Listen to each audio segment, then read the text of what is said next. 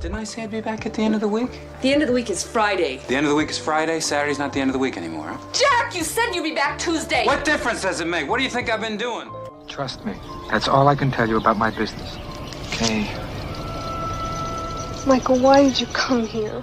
When it's gone and you have no prospects of it in the future, it's very upsetting. Those men, they hollowed out my soul, leaving wounds that will never heal, were the final words of Diane Keaton, the legendary Hollywood actress, before she passed away on October 11th, 2025. The entire film world was stunned, not only because they lost an icon, but also because of what she revealed before leaving, about youth, love, and the pains that fame could not conceal. She had once been adored by Al Pacino, admired by Woody Allen, and even pursued by Keanu Reeves. Yet Diane never married in her lifetime, because she had witnessed Pacino's infidelity and having children with someone else, while Keanu Reeves only saw her as a mother figure. After all the glitz and glamour, was Diane left with nothing but loneliness? Or, as she once said, "I choose freedom because love is sometimes a prison." In today's video, let us delve into the untold secrets of Diane Keaton's love life to understand why she chose lifelong solitude. For over half a century in the spotlight, Diane Keaton remained one of Hollywood's most unique actresses, not only because of her talent, but also because of her choice to live differently. While many of her contemporaries married, had children, and retreated from public life, Diane remained alone in her sunlit Los Angeles home, where only paintings, books, and old music kept her company. Many were curious about this unusual decision, and she only revealed it in her later years. It was during a quiet afternoon in Los Angeles, in a small wooden house on a Beverly Hills hill, where Diane Keaton had lived for nearly the last 3 decades of her life. The house was filled with sunlight, walls covered with black and white photographs, her mother, childhood in Santa Ana, days on the set of Annie Hall, and a blurred image from The Godfather. Diane wore a white sweater, her silver hair tied neatly, her voice still gentle but raspier than before. When the young reporter asked why she had never married, Diane laughed, a shy smile reminiscent of the 25-year-old girl who had enchanted so many men. Yet in her eyes flickered a thin veil of sadness. She didn't answer immediately. Instead, Diane gazed out the window at the garden, where lavender swayed lightly in the breeze. A long pause followed. The reporter later recounted that it felt as if she were speaking not to him, but to her own past. Finally, Diane smiled, softly saying, "I have loved so deeply that I could not love anyone else. Perhaps that's why I never married." The reporter, despite having dozens of questions prepared, did not dare interrupt. He only observed her slightly trembling hands, fondling a now cold cup of tea as if each sip drew her back into distant memories. Diane continued, her voice growing softer. "I think each of us has someone like that. Someone we cannot forget, no matter how many years pass, no matter how many others we meet. And sometimes it's because of them that we never take another step forward." Then she stood up, walked to the wooden bookshelf filled with scripts and journals. From the top, she took down a worn brown leather notebook, frayed at the edges. She did not open it, only placed it gently on the table, then said, "Everything I ever wrote about him is in here. I once thought I would burn it, but I couldn't. Some things, if erased, mean erasing part of yourself as well." The afternoon sunlight fell upon her face, a face once celebrated by all of Hollywood, now marked with the wrinkles of time and memory. For a moment, Diane was silent, then chuckled lightly. "I do not regret loving, only that I could not hold on to that love longer." No one in the room that day needed to ask anything further. They all understood. The person she spoke of, the one who made Diane Keaton unable to marry, unable to forget, and unable to forgive, still lived somewhere in her heart, like a shadow that would never fade. So, who was that man? The one who made Diane Keaton, a smart, independent, and vibrant woman, choose solitude for her entire life? Who could make a woman who had walked under hundreds of stage lights, celebrated by all of Hollywood, hold an image in her heart that would not fade? Who was it that made Diane, even past 80, still tremble and gaze into the distance, as if searching for a face through the mist of memory? Let us look back at the list of Diane Keaton's most passionate lovers. First, the man who had the greatest influence in her life, none other than her 15-year romance with Al Pacino. One evening in 1971, under the dim lights of a Harlem restaurant in New York, Al Pacino and Diane Keaton met for the first time. They were there because of The Godfather, the film that would bring them both into Hollywood's spotlight. Pahada, 31, with deep eyes and a lost orphan appearance, played Michael Corleone. Diane Keaton, 25, with a radiant smile and sharp intelligence, was Kay Adams, Michael's gentle wife on screen. That evening, amidst the laughter of the film crew, Keaton was smitten by Pacino at first sight. In her memoir, Then Again, she wrote, "Al was charming, funny, never stopped talking. There was something in him both genius and mad, and oh, he was handsome." But Pacino, naturally shy with women, only smiled and kept his distance. At that time, they were just colleagues, unaware of how fate would draw them closer. 3 years later, when The Godfather Part 2 began filming, everything changed.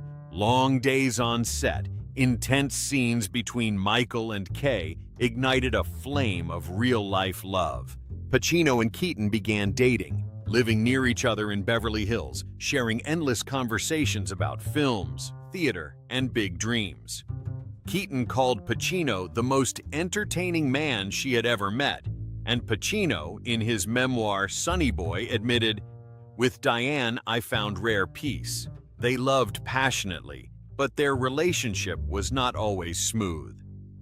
Heavy filming schedules, Pacino busy with Serpico, Keaton with Annie Hall, often kept them apart, making the relationship a cycle of breakups and reconciliations. Their love was a fusion of art and passion. Pacino sent love letters from Rome, where he was filming, writing sweet words that made Keaton's heart flutter. She, with intelligence and sensitivity, helped Pacino perfect his acting, while he always admired her talent. They appeared together in 3 parts of The Godfather, and every time they faced the camera, the chemistry between Michael and Kay seemed to reflect their real-life love.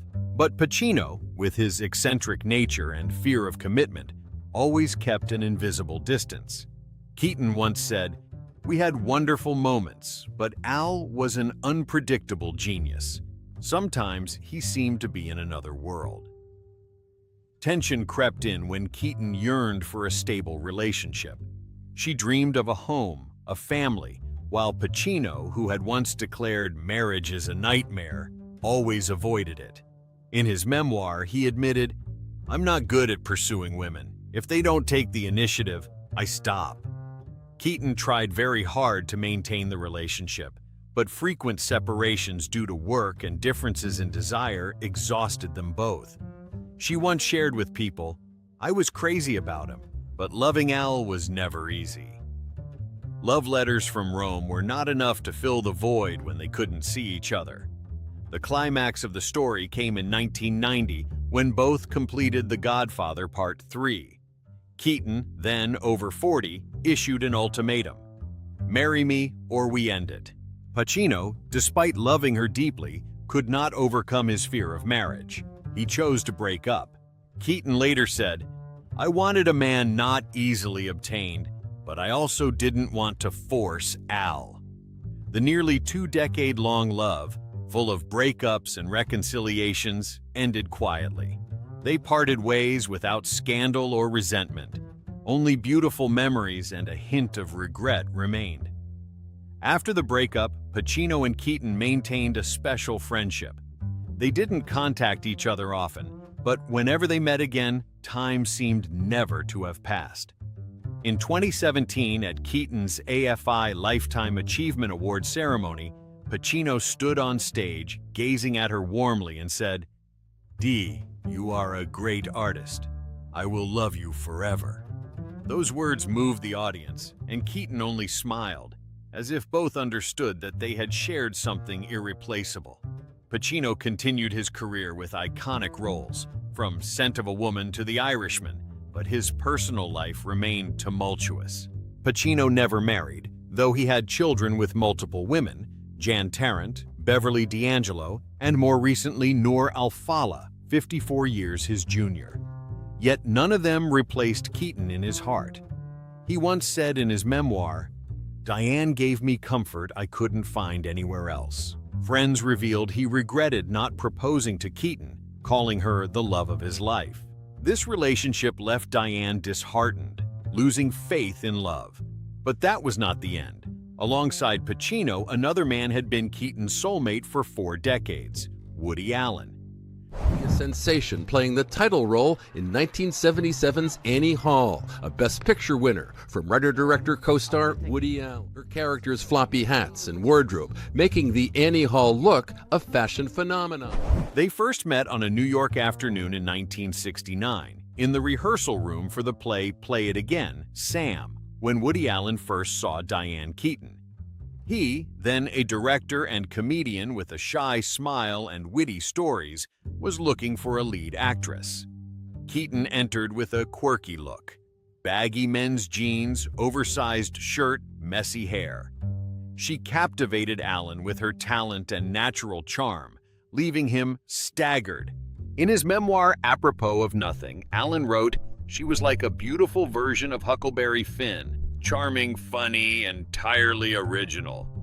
They began dating immediately after the audition, and the romance quickly became an inspiration for cinematic masterpieces. Their love blossomed amid theater rehearsals and strolls through Manhattan. Allen, shy with women, took a week to ask Keaton out for their first dinner.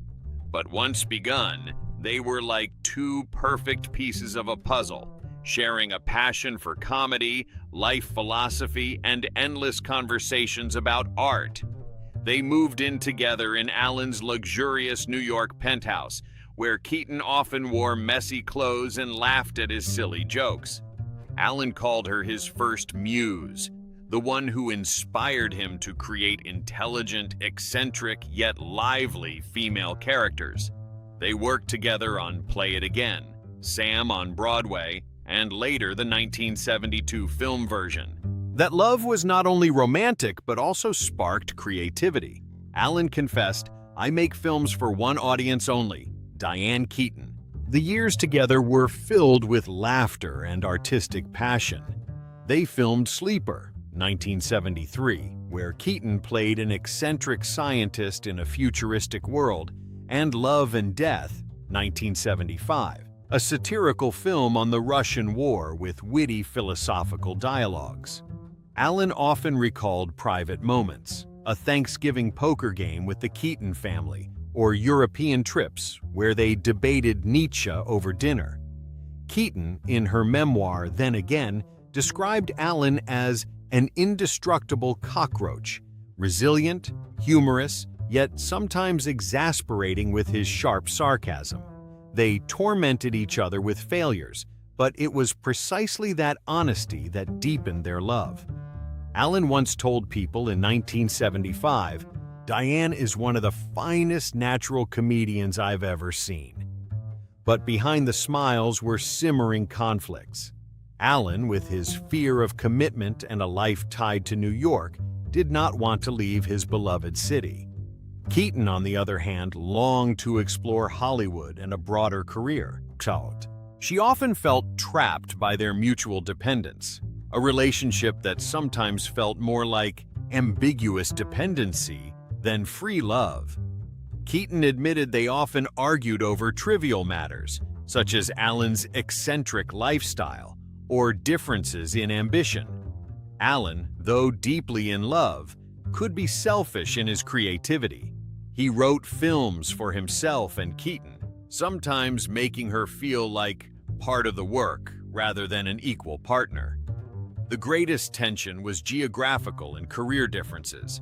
Keaton wanted to soar, while Alan anchored himself in the familiar world.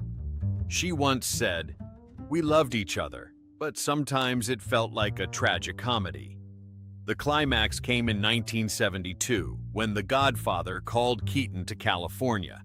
She had to choose between love in New York and a golden opportunity in Hollywood. Alan did not want to follow her, and Keaton, heartbroken, decided to go. They parted amicably, quietly, with only whispered regrets. Keaton returned to The Godfather, where she met Al Pacino and began an on-and-off romance that lasted 15 years. But for Alan, that separation was like a deep wound. After breaking up, they did not become enemies but lifelong friends, a rare friendship that withstood Hollywood's storms. They continued to collaborate in 6 more films: Annie Hall, when Keaton won the Oscar for Best Actress; Interiors, 1978; Manhattan, 1979; Radio Days, 1987, and even Manhattan Murder Mystery, 1993, when Alan called Keaton to replace Mia Farrow amid a major scandal. Keaton was always his #1 audience. Alan wrote, "I don't read film reviews, I only care about Diane's opinion." She publicly defended him, even when Dylan Farrow's abuse allegations arose in 1992. In 2018, during #MeToo, Keaton tweeted, "Woody Allen is my friend and I still trust him." She compared him to her father. "He's the strongest person I've ever met." As for Woody Allen, after their breakup, he plunged into more complicated relationships. He began with Mia Farrow in 1980, collaborating on 13 films.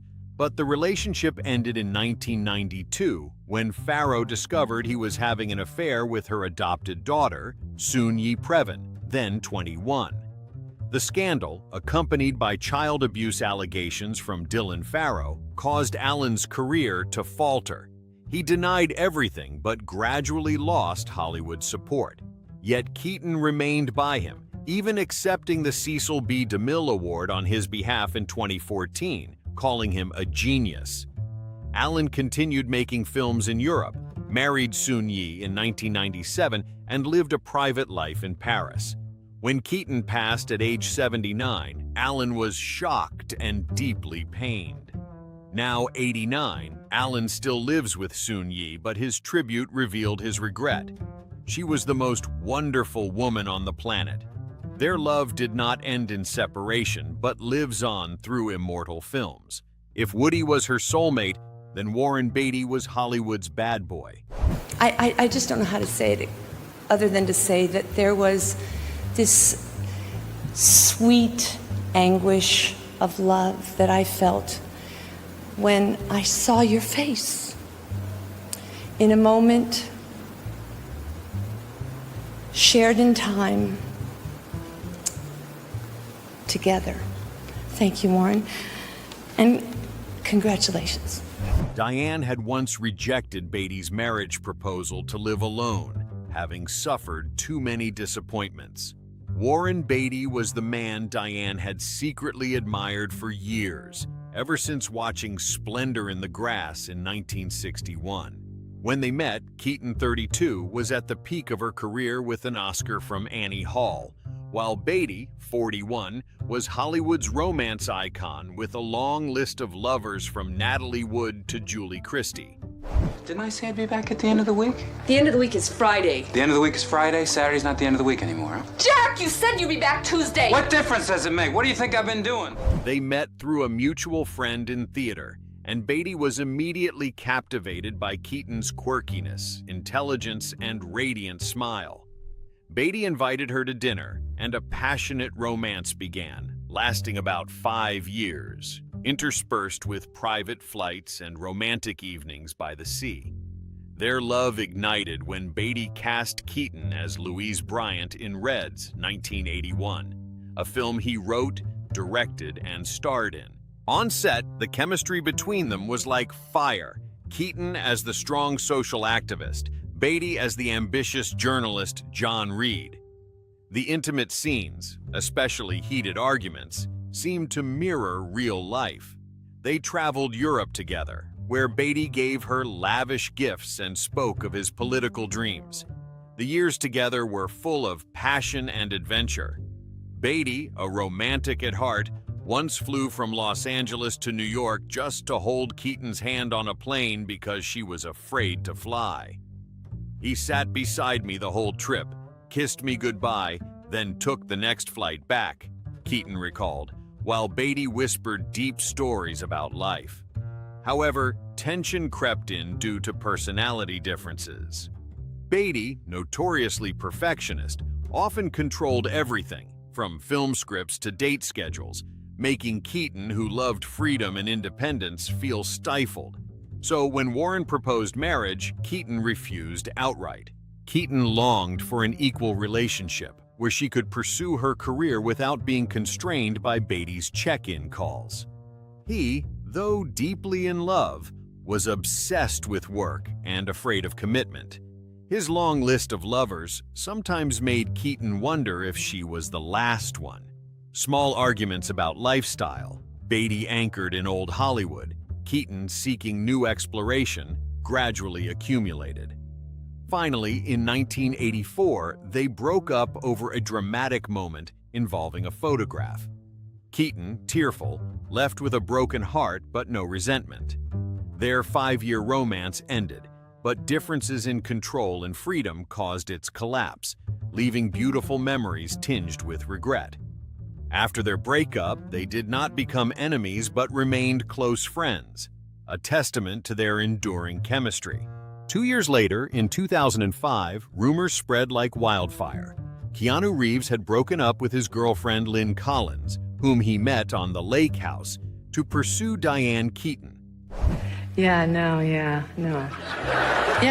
I mean, obviously, me neither. I mean, that was a lot of crying in there, lots of laughing and crying. And, well, we had some really, I mean, let's be frank. It was really good times. It was good time. You and Jack. Oh, At this point, Keanu, just turned 40 and facing a midlife crisis, was drawn to Diane's intelligence and charm, 19 years his senior. They were seen together at events, Diane often visiting Keanu's Los Angeles home, and they spoke on the phone for hours. Keanu, private about his personal life after past losses, seemed to find peace with Diane. Diane later told The Ellen DeGeneres Show in 2017, "Keanu loved me deeply. Not just a little, but a love that grew over time." They laughed together about age, with Keanu calling Diane the most interesting woman I've ever met, and she teased him as the gentle guy with the sad eyes. Private moments were rumored, evenings watching classic films at Keanu's house, or Diane sending surprise gifts to him on the set of Constantine. But behind the smiles were subtle conflicts, mainly about age differences and differing lifestyles. The 19-year gap made Diane anxious. "No one wants to see me with such a young man." Keanu, meanwhile, was private and wary of commitment after past losses. Having lost his sister and girlfriend, he became emotionally distant. In 2006, when Diane jokingly told friends, "I'm going to marry Keanu. He likes older women," Keanu became angry and ended the relationship, unwilling to commit to anyone. Beyond the 3 most significant men, Diane Keaton had other side relationships. Her romantic history still holds intriguing chapters. Her first love was Robert Lesser, a music producer and teenage friend in Santa Ana, California. They met in the 1960s when Diane was an 18-year-old dreamer pursuing acting in New York. Lesser, a few years older, was her first love. "We had a New York romance full of la-di-da, evening walks, debates about art, and kisses in the rain." Diane was a whirlwind, both innocent and charming. The romance lasted about a year, ending quietly when Diane moved to Broadway. Lesser later became a film producer, and they remained friends. Another brief but artistic romance was with Edward Ruscha, a famous American pop artist in 1977. They met through the Los Angeles art scene, where Diane often wandered galleries for inspiration for her roles. Ruska, 39 at the time, and Diane, 31, shared a creative passion.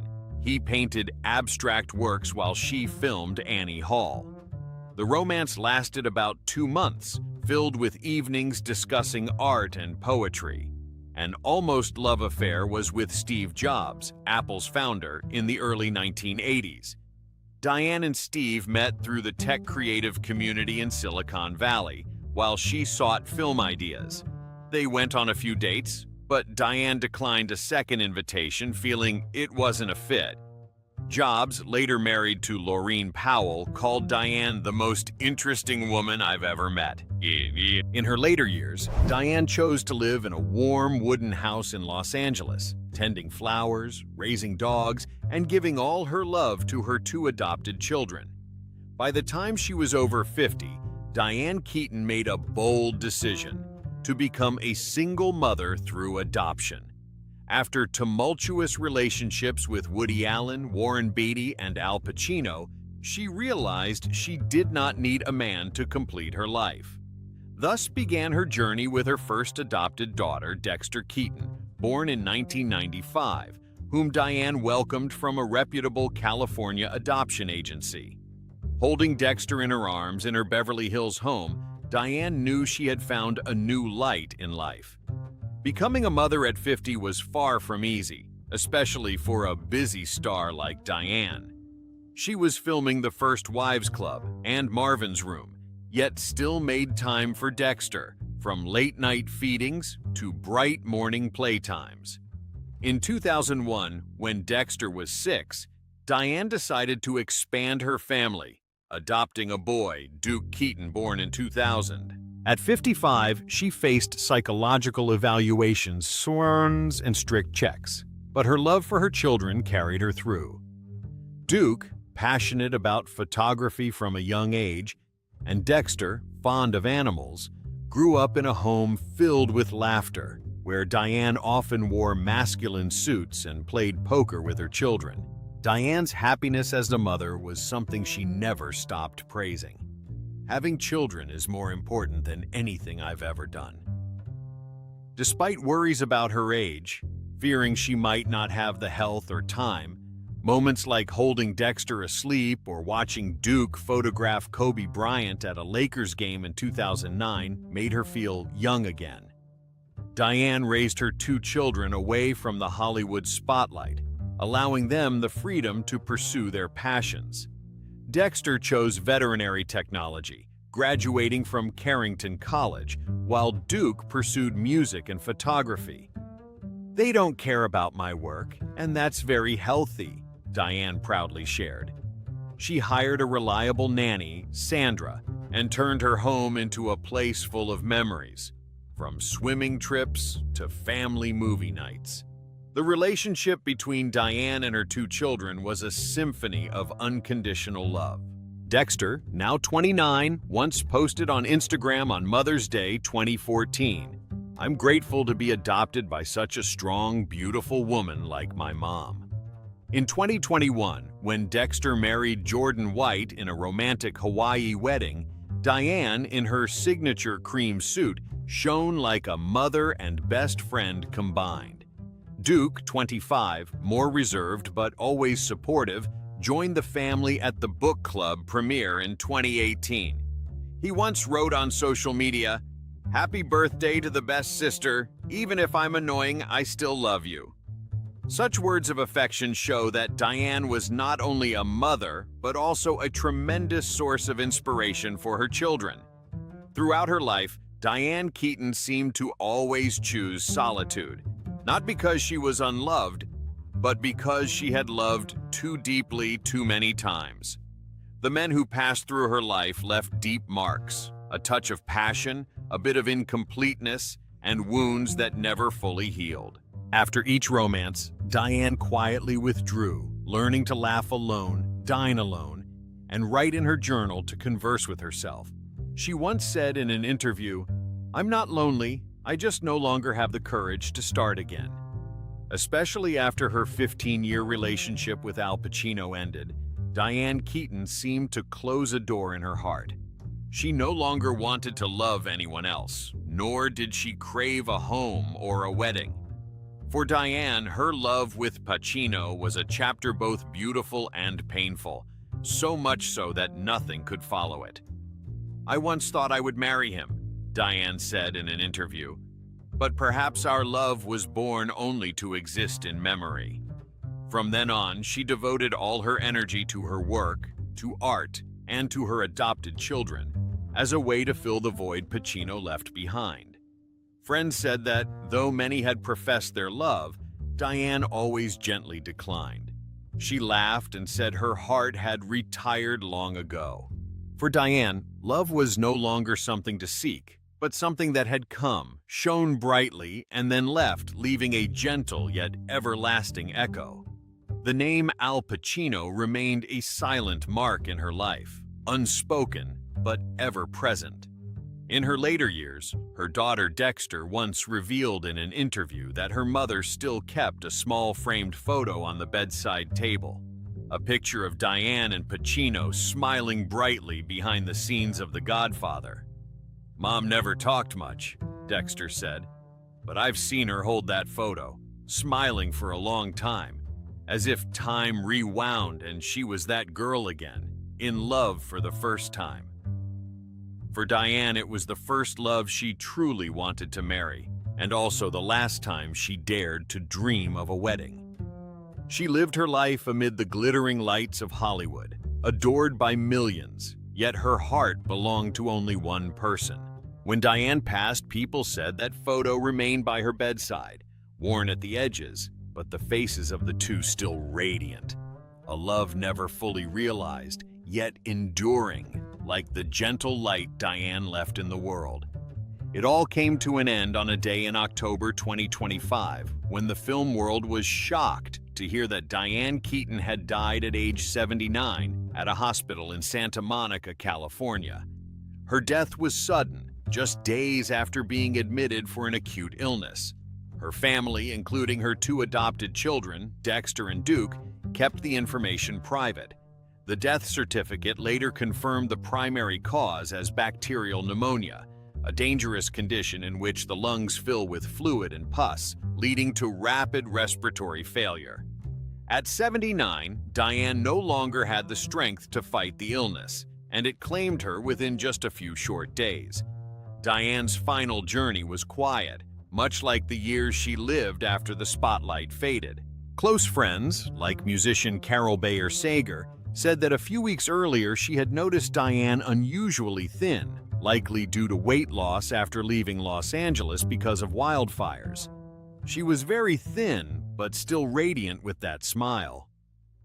On the morning of October 11th, the Los Angeles Fire Department received an emergency call from her Beverly Hills home, and Diane was immediately taken to the hospital.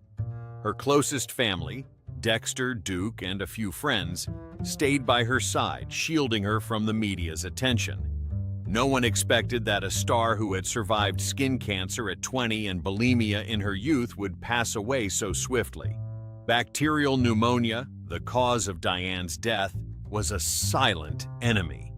The air sacs in her lungs were infected, causing coughing, high fever, chills, and severe shortness of breath. At 79, her body could not withstand the rapidly progressing illness.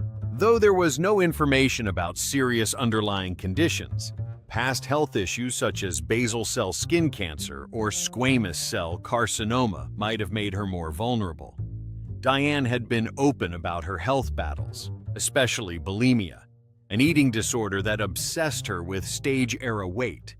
However, there is no evidence these issues directly led to her death. Her health declined very suddenly, shocking everyone, a close source told Deadline.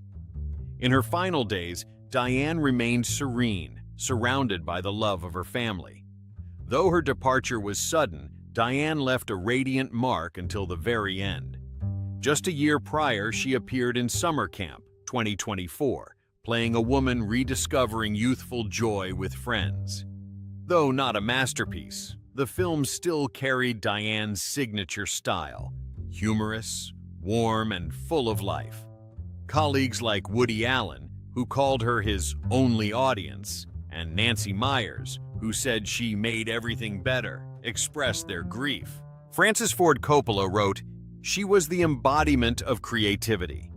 Diane's family asked people to honor her by donating to animal shelters or food banks, causes she had passionately supported throughout her life, from love for pets to helping the homeless. Her la-di-da smile, once lighting up Annie Hall, now remains a lasting memory.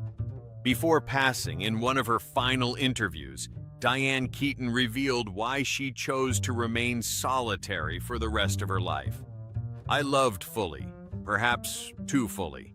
In the end, I realized I didn't need a man to feel complete anymore. I just needed peace." These words were not only a confession, but also a gentle farewell to the past, to those who had walked through her life, including loves that never closed. Diane ended her life on her own terms, with the freedom she had pursued her entire life. And perhaps that is why millions of fans around the world shed tears upon hearing of her passing. A woman who truly lived for herself, even at the cost of loneliness. Do you think Diane was happy with that choice? Leave your thoughts below. And if you cherish Diane Keaton, don't forget to subscribe to the channel to continue exploring the stories behind Hollywood legends, where the glamour always comes with very human emotions.